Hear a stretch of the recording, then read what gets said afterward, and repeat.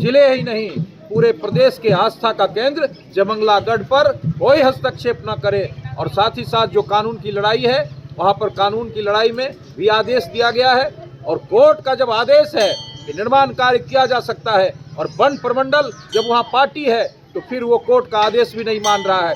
इसलिए हमारा साफ कहना है कि जो वन अधिकारी हैं वो गैर कानूनी काम कर रहे हैं। और आने वाले दिनों में यदि प्रशासनिक पदाधिकारियों ने हस्तक्षेप जारी रखा, यदि आने वाले दिनों में वन प्रमंडल के लोग यहाँ पर अनावश्यक रूप से हस्तक्षेप करते रहे तो जन समर्थन को जुटाकर यहाँ आंदोलन किया जाएगा। 2014 में ये धार्मिक न्यास परिषद से इसको निबंधित कराया कि इसका रखरखाव और इसका सारा चीज हो। उसके बाद भी और हमने डीएम से मंझौल एसडीओ साहब से मिला, लेकिन आज तक इसका ना कोई कमेटी हो सका, ना इसके जमीन के संबंध में किसी प्रकार की कार्रवाई हो पाई।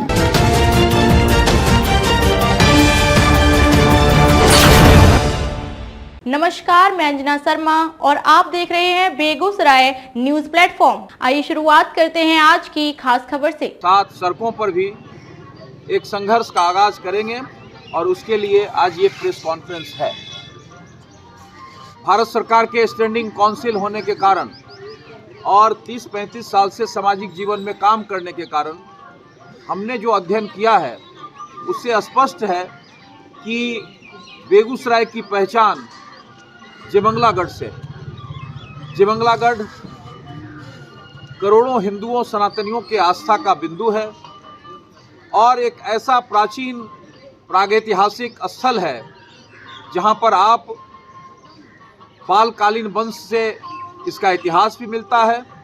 और साथ ही साथ बौद्ध काल में जो स्तूपों का निर्माण हुआ, जिसमें आज राजगिरी के क्षेत्र में अनेक पर्यटन स्थल बने हैं, आज उसी का भाग है कि जयमंगलागढ़ उन्हीं स्तूपों और टीलों का एक पार्ट है।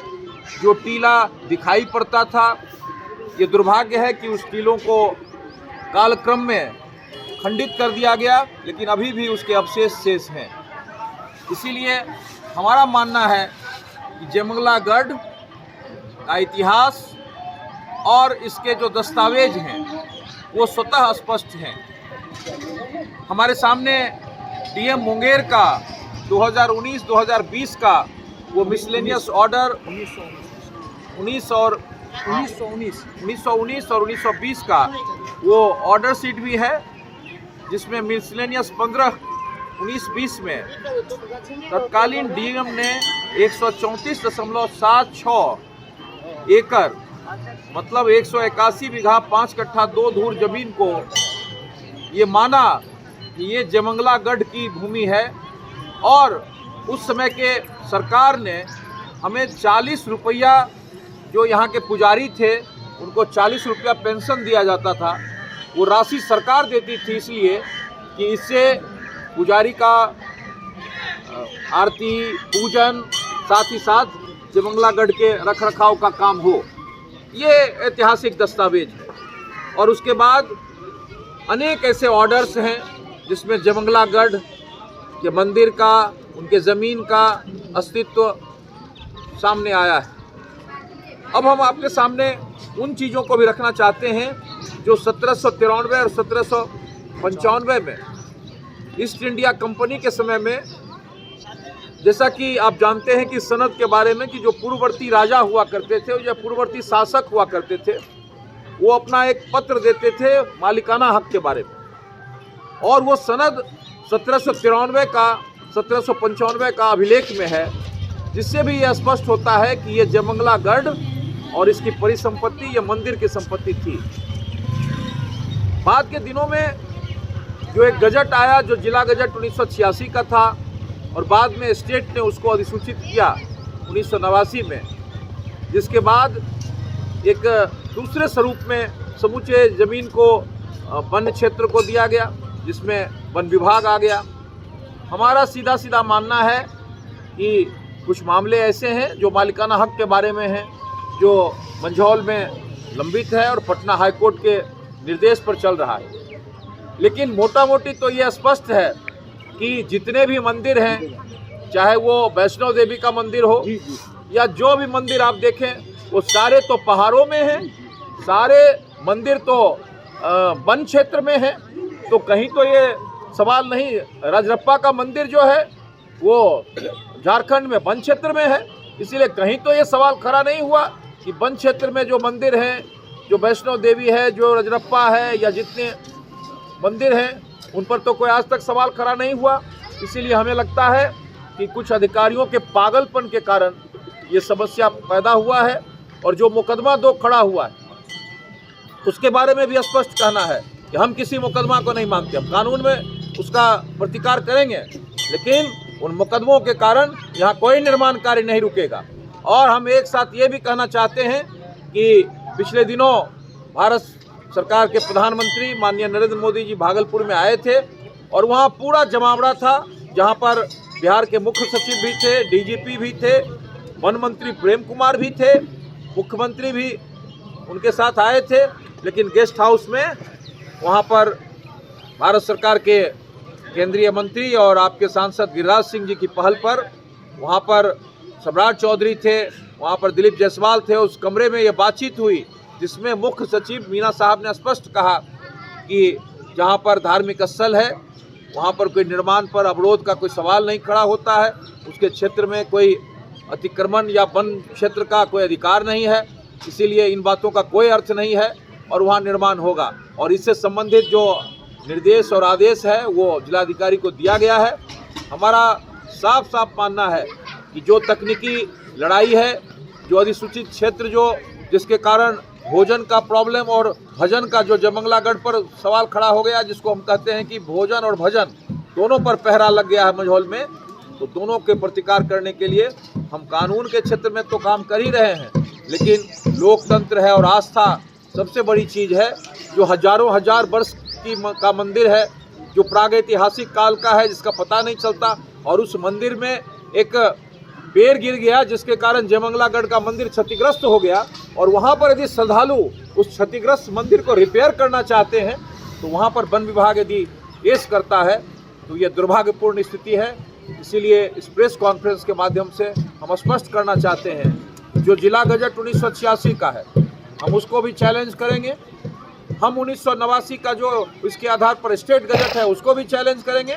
और मेरा साफ साफ मानना है कि जो अधिसूचित क्षेत्र किया गया है वो बिना जमीनी रिपोर्ट के, बिना कर्मचारियों के रिपोर्ट के, अब आपको आश्चर्य लगेगा कि जयमंगला उच्च विद्यालय जो मैं अपने जन्म से देख रहा हूं, और मेरे गांव के जो SN शर्मा थे, जो IAS ऑफिसर थे, पहले IAS ऑफिसर बेगूसराय के शिवराज नंदन शर्मा, वो उसी स्कूल में पढ़े थे, और वो क्षेत्र अभी अधिसूचित है।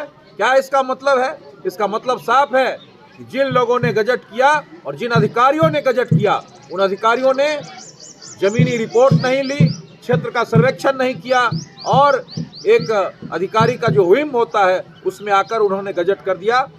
मैं वो सवाल भी खड़ा करना चाहता हूं कि जब ये गजट का क्षेत्र था, प्रतिबंधित क्षेत्र था, तो फिर ऐसे सालवालिया के फंड से ये बगल में जो बना हुआ है भवन वो कैसे निर्माण हो गया? वो तो सांसद विकास निधि से बना हुआ है, अनेक निर्माण बने हुए हैं। इसीलिए ये उन ब्यूरोक्रेट्स के गलत निर्णय का परिणाम है। और हमारे सामने जो बैठे हुए हैं हमारे साथी, चाहे हमारे मित्र और वरिष्ठ अधिवक्ता अजय कुमार जी बैठे हुए हैं, या डब्लू जी हैं, जो कुमार अनिल जी हैं, जो हमारे अध्यक्ष हैं भाजपा के शरद जी हैं, सारे लोगों की उपस्थिति में हम कहना चाहते हैं कि इस प्रेस कॉन्फ्रेंस के माध्यम से हम जिला के प्रशासनिक पदाधिकारी को आगाह करना चाहते हैं, यदि बेगूसराय के आस्था पर और बेगूसराय के भजन पर और साथ ही साथ कांवर के किसानों में जो हमारे भोजन का सवाल है, यदि भजन और भोजन पर पहरा होगा तो फिर एक साथ कानून और साथ ही साथ लोकतंत्र में लोगों के समर्थन के साथ, डंडे के साथ सड़क पर भी इसका प्रतिकार किया जाएगा। आज का प्रेस कॉन्फ्रेंस यही है। प्रशासनिक पदाधिकारी इसके बारे में हस्तक्षेप करे और जिले ही नहीं पूरे प्रदेश के आस्था का केंद्र जयमंगलागढ़ पर कोई हस्तक्षेप न करे। और साथ ही साथ जो कानून की लड़ाई है वहाँ पर कानून की लड़ाई में भी आदेश दिया गया है, और कोर्ट का जब आदेश है कि निर्माण कार्य किया जा सकता है और वन प्रमंडल जब वहाँ पार्टी है तो फिर वो कोर्ट का आदेश भी नहीं मान रहा है। इसलिए हमारा साफ कहना है कि जो वन अधिकारी हैं वो गैर कानूनी काम कर रहे हैं और आने वाले दिनों में यदि प्रशासनिक पदाधिकारियों ने हस्तक्षेप जारी रखा, यदि आने वाले दिनों में वन प्रमंडल के लोग यहाँ पर अनावश्यक रूप से हस्तक्षेप करते रहे तो जन समर्थन को जुटाकर यहाँ आंदोलन किया जाएगा और उनको खदेड़ने का भी काम किया जाएगा। समय से भी इस मंदिर और मंदिर का जो क्षेत्र था उसको कभी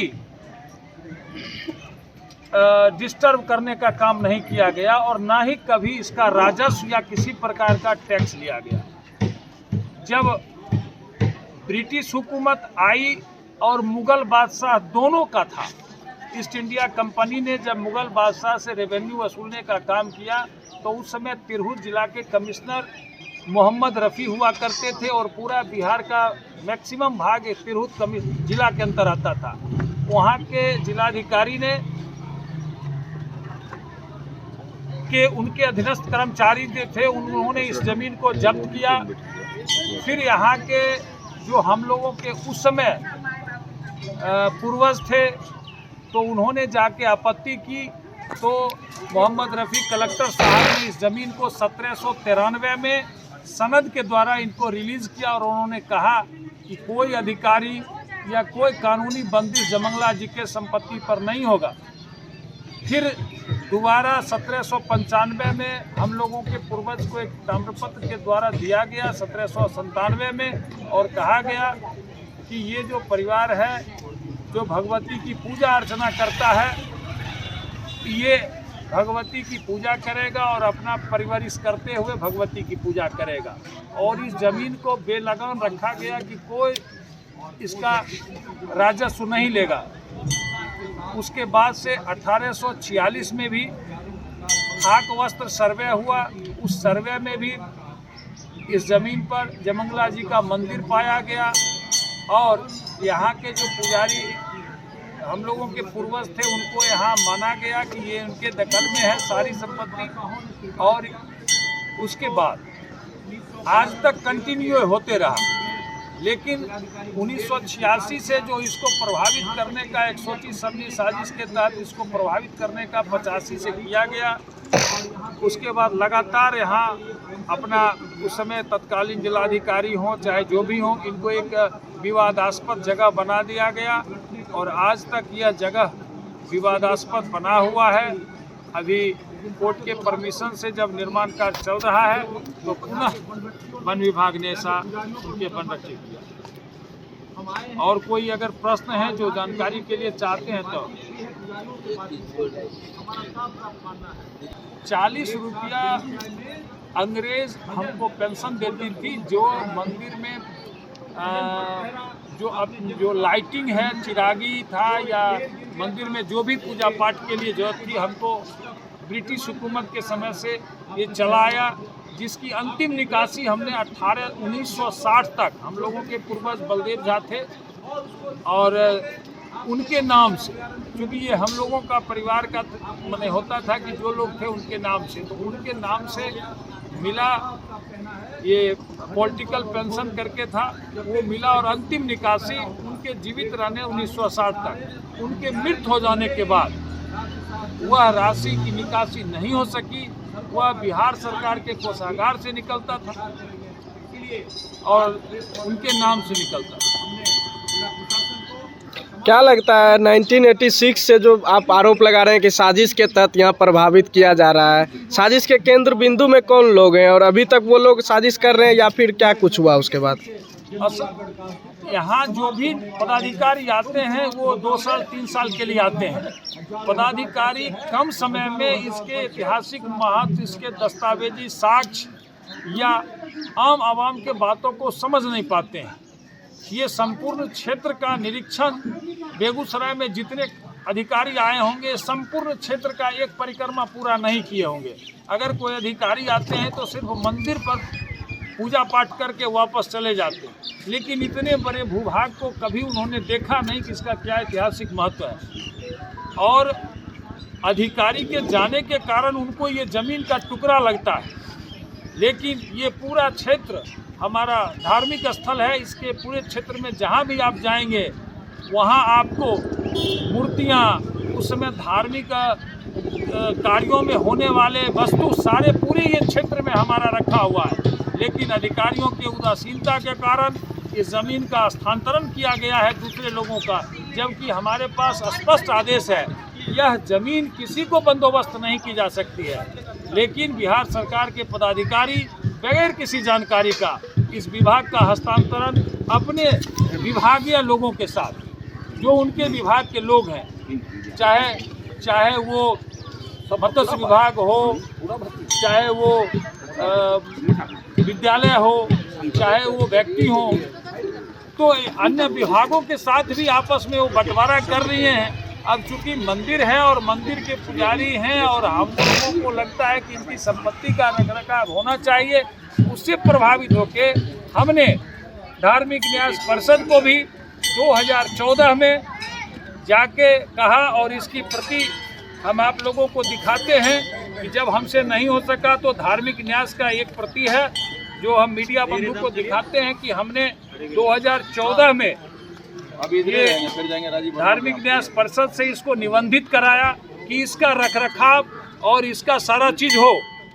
उसके बाद भी और हमने डीएम से, मंझौल एसडीओ साहब से मिला, लेकिन आज तक इसका ना कोई कमेटी हो सका, ना इसके जमीन के संबंध में किसी प्रकार की कार्रवाई हो पाई। हम मुकदमा लड़ रहे हैं और आज तक इसका हमको जो भी आदेश पारित होता है, जो भी न्यायिक जुडिशियल ऑर्डर कोर्ट के द्वारा दिया जाता है, यहाँ के अधिकारी और पदाधिकारी उसको भी नहीं मानते हैं। खबरों में अब तक के लिए बस इतना ही। फिर होगी आपसे मुलाकात ऐसी एक खास खबर के साथ। तब तक के लिए नमस्कार और देखते रहिए बेगूसराय न्यूज प्लेटफॉर्म।